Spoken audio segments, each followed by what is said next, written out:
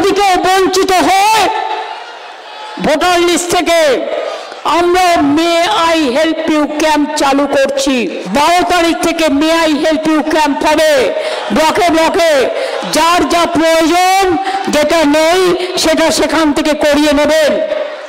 আপনার কাগজপত্র থাকলে, যদি বাই চান্স শংসাপত্র অ্যাপ্লাই করেছেন পাননি, চিন্তা করবেন না, ওখান থেকে আপনি পেয়ে যাবেন।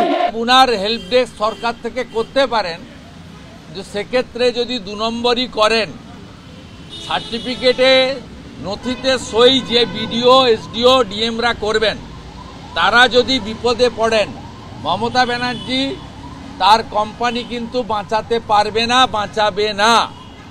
এটা বহুবার প্রমাণিত হয়েছে।